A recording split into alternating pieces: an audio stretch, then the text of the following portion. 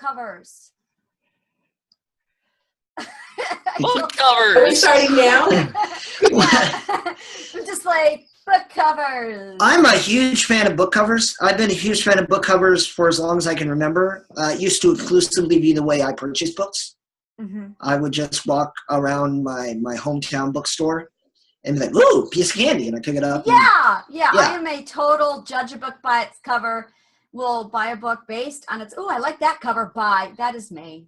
I have like a love-hate relationship with book covers. Like, I feel guilty if I don't like a cover, but then I get mad if I do like the cover and then don't like the book. Like, it's just... That makes me more angry. I get mad at the author. The cover is so amazing, but the book sucked. I get mad at the author. I expect the cover to match the content. Yeah. And if the one that really it bothers me less if the content is worse than the cover. If the cover is great and the content is terrible, I'm like, okay, at least they dressed it in a pretty green and whatever. Yeah. But So a lot of lipstick on that there page. yeah. But where I really struggle the most is when you have a gorgeous book and the cover is horrible. Oh yeah. I didn't bring my Kindle in here, but yeah. That bothers me the most. Last year we were doing story time and I got this one book and it was a terrible cover, just a horrible cover. And I'm like, okay. And I read it. Funniest book I've ever read. Like, beautiful book. And I had to stop reading several times because I was laughing so hard. Well written, just beautiful. The cover was just, it looked like something my children had drawn. And I'm like, oh, such potential.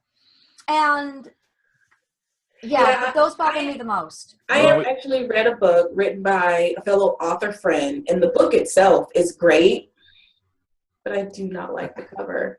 And I can't tell them that I don't like. Like, I've expressed that, oh, you should totally revamp that and turn it around or something, but I don't think the cover matches the story in the slightest. No, I'm thinking about one friend in particular, and I straight pulled him aside digitally and said, your content deserves a far better cover than you're giving it. Mm-hmm. I remember because I met him and I was trying to do him a favor, and I bought the book just because, hey, if you do me a solid, I'll spend, $2.99 on your book. And I bought it. I saw the cover, thought, it's going to be awful. And then maybe that part I didn't tell him, but I judge books by their covers. Yeah. And I read it, and I go, a lot of people swear by Pratchett. A lot of people swear by Pratchett.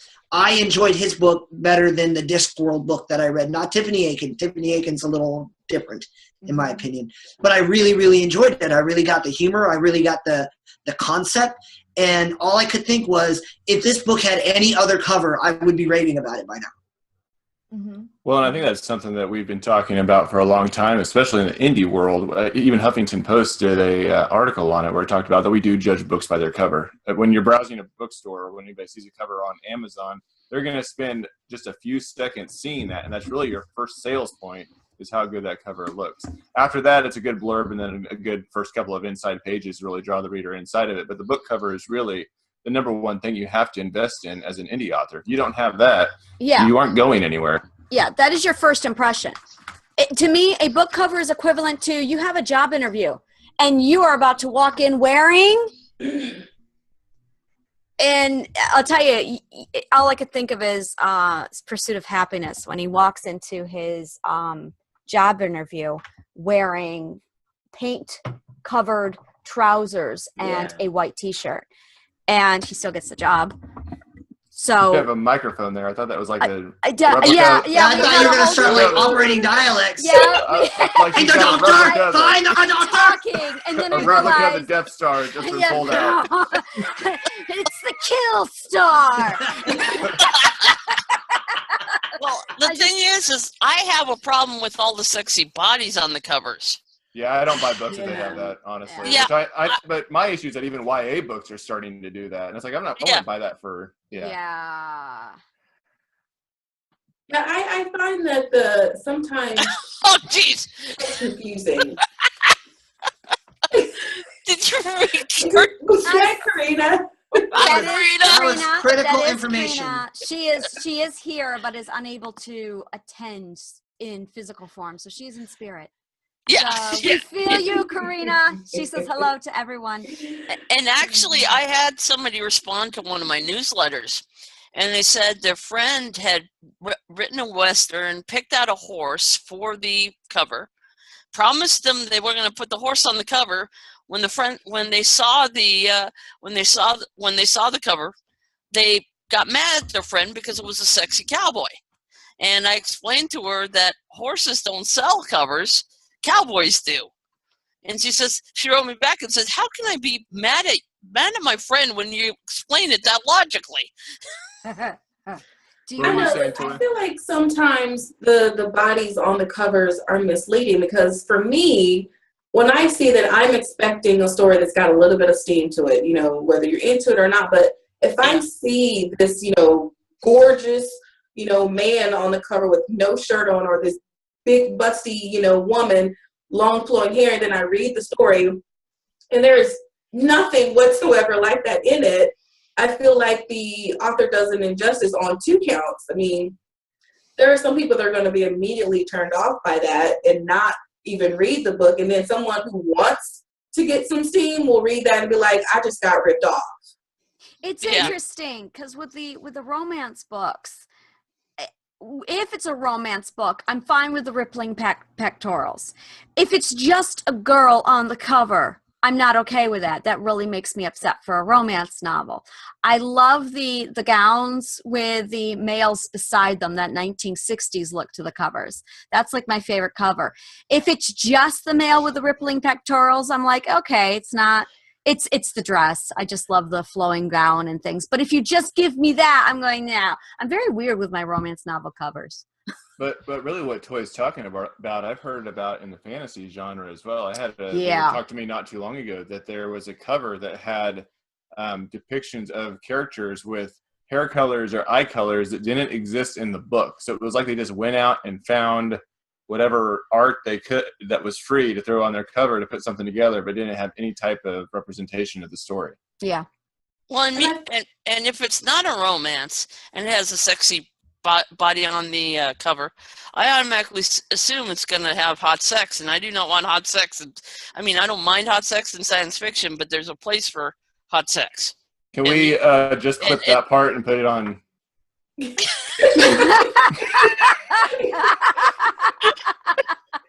I can't. I That'll don't be know. the title of this section. I like hot sex. This is all like No. mind hot sex, but we like it outside of our fantasy. I think we just got our commercial for Brains to Books.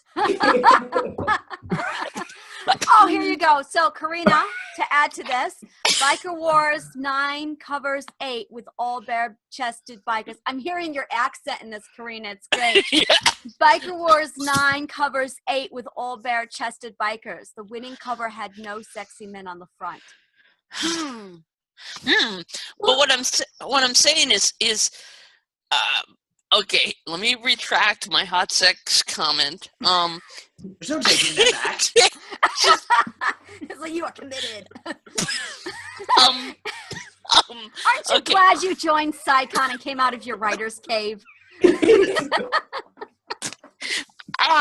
Jeez. Okay. Jeez. It's Shit. okay. We know what you meant. You're okay. Okay. What I mean is, When it's appropriate. When it's appropriate, Yeah. it's fine. But if it's got a hot body on the cover, I usually go, okay, there's going to be too much sex in it. It's not going to have any substance. Next Yeah. book.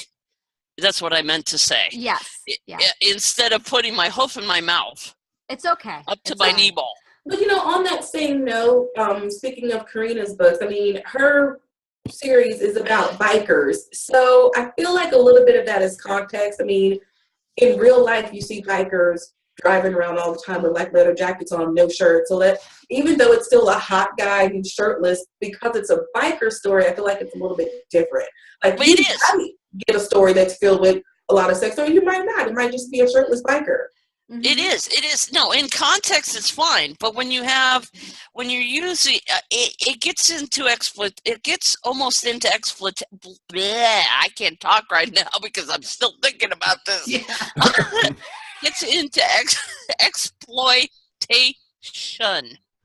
You know, I got to bring Weech in here. Weech, I hope you back me up on this, but there's really a double standard sometimes, I think, about what's allowed on a cover. And personally, as a guy, I'm often offended by the sexy male cover artists that I see, especially when I see the same ones over and over on multiple covers. It frustrates me because it's like it's completely acceptable to have this guy whose nipples could, you know, essentially knock out your eyeball. But for it to be the other way around, the entire social media would throw a fit. I just don't think it's acceptable on either front. Men can be objects. Women cannot. And really no one should be objects to make that clear. But nobody bats an eyelash if we parade Chippendale-esque covers in front of everybody. Nobody even blinks. Right. But people react very differently with the objectification of women than they do men. Again, no one should be objectified, period. But nobody bats an eyelash when men are objectified. And that's exactly how Which is why I keep my beautiful six-pack just totally concealed behind, Chips Ahoy and some ice cream. I don't want anyone to take advantage of me. Yeah, it's respectful censorship. Yeah. You're right. Nobody should be objectified. I mean, nobody should be judged for what they are. They should be judged for who they are. It's just that the fact that women have been, or people who have been different, who haven't been part of the white male, you get into race, religion, whatever. You get into people who have been downtrodden for certain things. So you're going to have more of a chance of them fighting back. You're going to have more of a violent reaction because it's like, hey, you're doing this to us again. Stop it. Yep. We've made this progress. Let us keep making this progress. Don't try to send us back 50 years. Yeah, I agree with that, but I see where the guys are coming from because, I get, my Goodreads romance newsletter every month because, I follow it, and right. They always do, best covers of the month, and every single cover has a shirtless guy on it. Every now and then, there's a woman in a corset, but for the most part, it's a shirtless guy on every cover, and I've gotten to the point where, I don't even want to look at the covers. I'll read the blurbs to see if I'm interested, but I wish I could get those books without their covers on them. Well, I wish your voice was screaming louder to people, because I've actually talked to a lot of women about this issue, and many of them have said the exact same thing you're saying. They're not really that into these covers, but those covers are selling because they do enjoy the storyline or the tale that's actually between the pages, what have you. Yeah, I get most frustrated because covers have value, and everything is content. Content rules all. And when all you can do to present to me your story is say there are attractive people in my story, well, how many ugly people are in movies? How many ugly people are in TV shows? I have a reasonable expectation that most of the people you show me will be attractive in some manner. Even the less attractive people are adorably cute. And if that's all you have, well, it doesn't give me any expectation on what's coming on in the book. So right. I don't necessarily mind attractive people anywhere. I don't even mind attractive people looking attractive. I just believe that when you're looking for a book, especially when you're a reader looking for a book, if I'm in the romance section, I already know what I'm buying. So all I really care about is what are you surrounding this content with, or what are you surrounding it in? So give me a little bit of content, give me a little bit of scope as to what this story is about, because I'm in the romance section. There's going to be steam every 50 pages, and it doesn't matter which book I pick up. So why should I pick up your book? Right. It's from a web developer's perspective. We actually are dealing in a society where the attention span has gone down to that of a goldfish, according to Time. So in the web, as a web developer, I know I only have 2 seconds for that website that I've developed to make an impression on people because of the real estate and because of the functionality. You can equivalent that to books in the same respect. You have the cover. That's your first second, and then the content is the functionality. So yeah, no, I totally agree. I totally agree that the cover has to be treated like you would treat a house. Basically, you want your front yard, not lard, yard, looking good. You want your front space to say welcome. You don't want bars and a Doberman Pinscher. Well, if you want to take this one rung up the ladder, yeah. I teach photography. I teach a lot of things, but our school, we teach all the basic fundamentals of communication. So we teach writing, photography, design, video, and there's about a week and a half dedicated to portraits.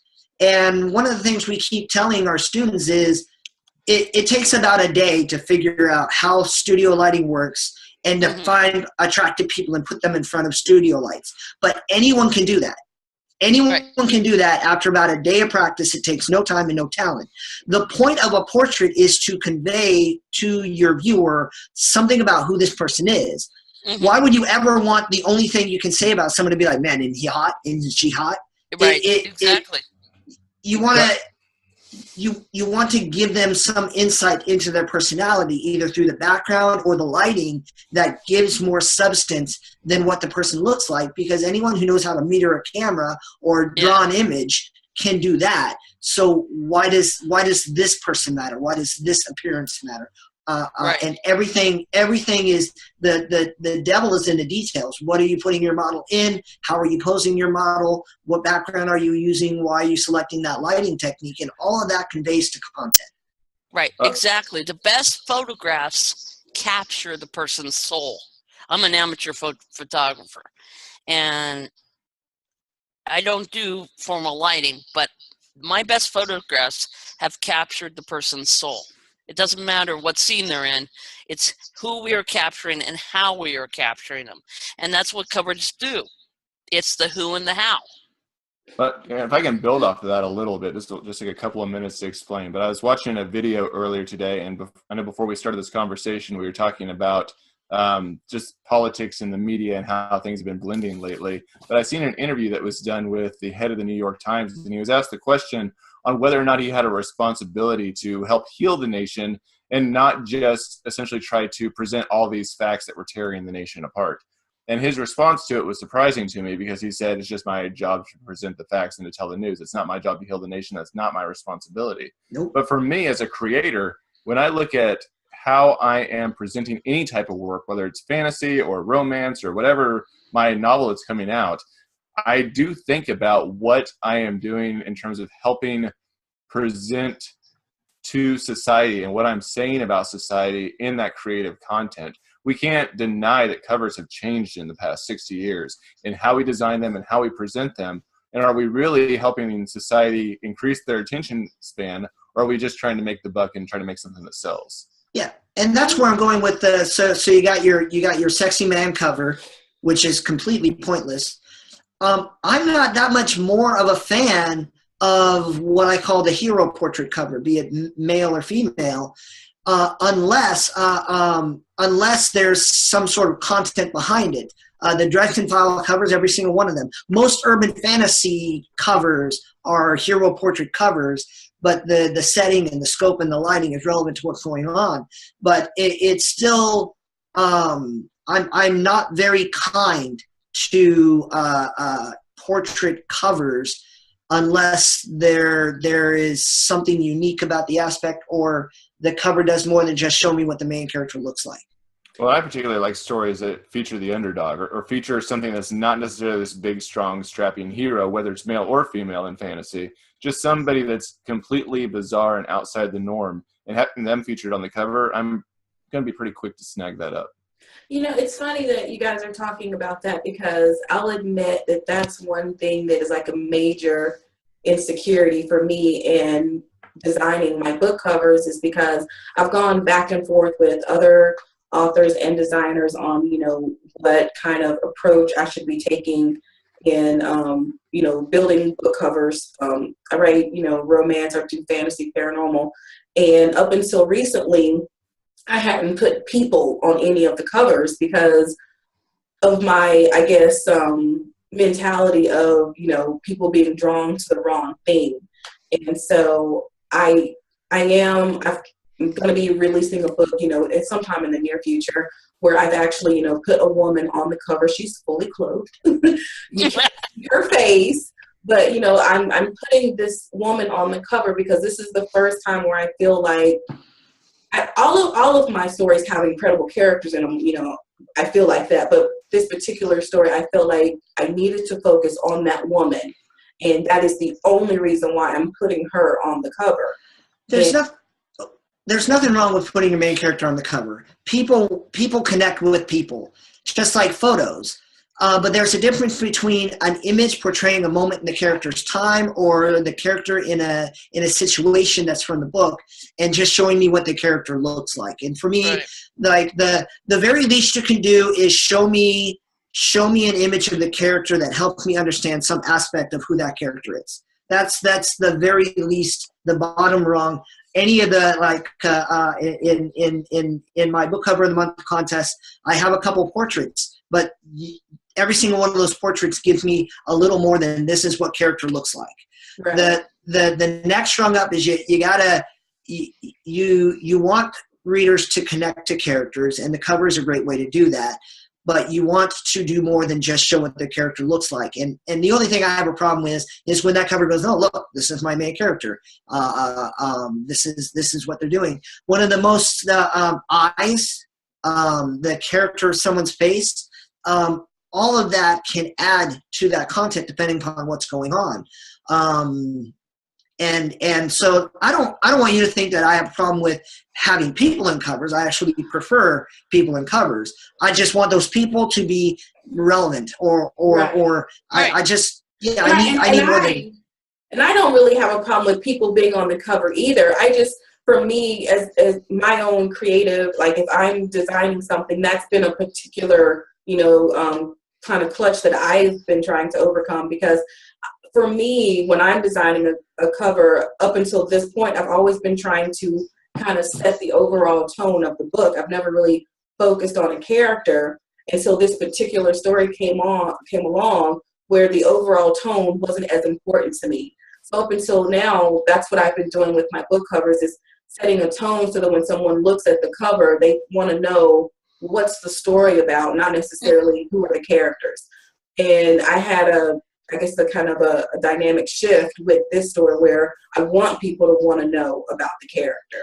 You bring up an interesting point. I have a concern about my trilogy because I don't know how I don't know if I'm going to be able to bring back the cover artist for Cot.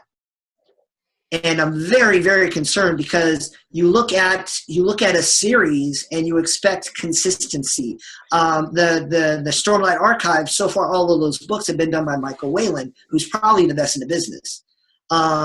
Then you look at your Dresden Files, there's a consistency in that. And so you expect a certain degree of it. So when you're making a decision like that, you're taking a risk and breaking the consistency in what a viewer kind of expect in your cover, and you hope that the reasoning behind it is, no, this story demands a break from that consistency. I don't know that someone as rigid as I am could pull that off. Well, fortunately for me, it's a new series, so it won't be a reflection on anything that I've done in the past. So I'm a little bit more, I guess I'm willing to take the risk on it, because I agree. Another thing that just drives me crazy is when I find a series and there's no consistency in the book covers. And so I've already made in my mind that if I'm going to put this woman on the first cover, that I'm going to continue that dynamic with any other books in the series. It might not necessarily be that woman. It might be another character who is the focus of that particular installment. So I'm terrified but I've made the commitment to do it. So, yeah. Well, people on the cover isn't the problem. It's just that what positions they're in. Right. And you're right about series having consistency. Each series, I mean, my series is a great example. You got the first book that kind of looks okay, you know, decent, but you got the second book that looks like a more professional cover, and it has the series title on the front of the page. If you were to take the two books and didn't know that they were part of the same series by the description or by the title, you'd be going, am I reading two different books, or am I reading one series? And that's a mistake I eventually have to overcome. But yeah, no, branding, you know, for a series is just as important as branding for the author.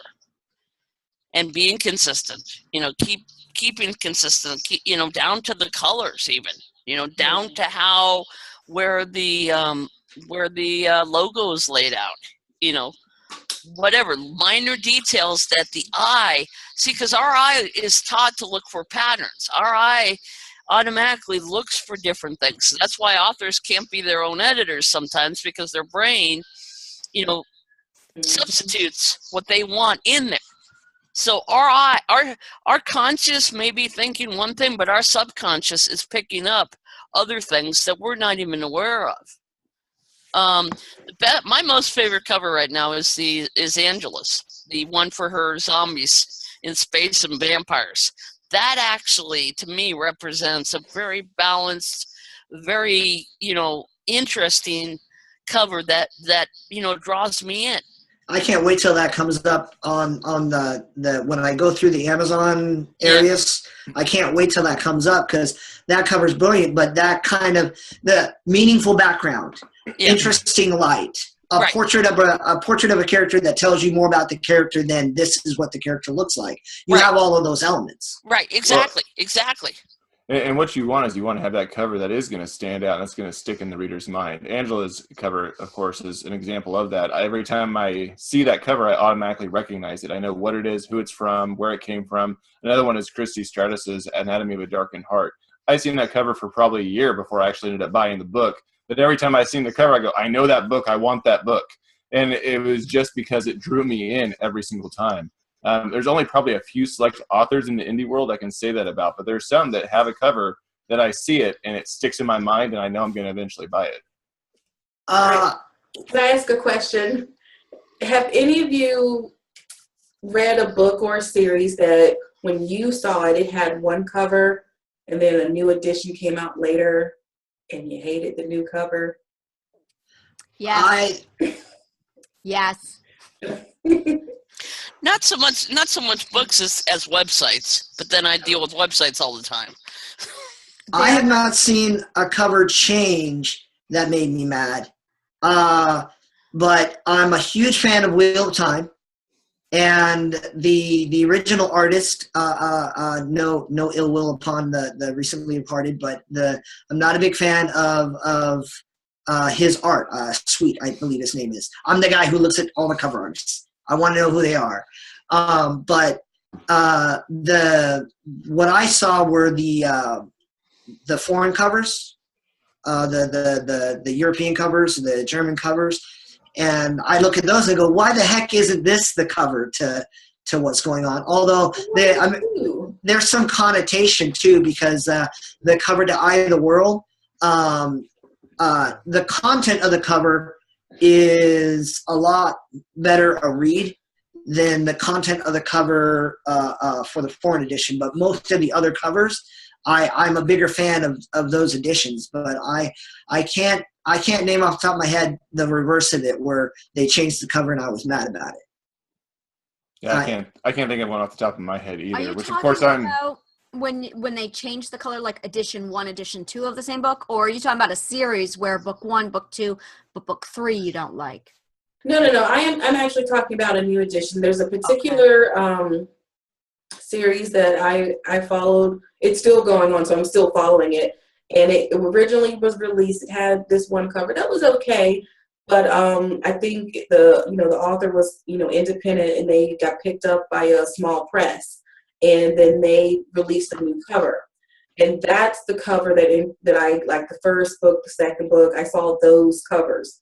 Mhm. But then I guess at that point, the author became so successful that they came up with their own imprint, released new covers and so everything matches. But the new covers make the story feel a little superficial because it does have like pretty girls on the front and stuff like that. You know, and the older covers didn't. Yeah, I will tell you where that bothered me. Lord of the Rings and The Hobbit. You know what? Love Okay. Alan Lee. I love their original artwork that they did. And when the movies came out and they released a new edition and it's a snapshot of the movie, I went, no.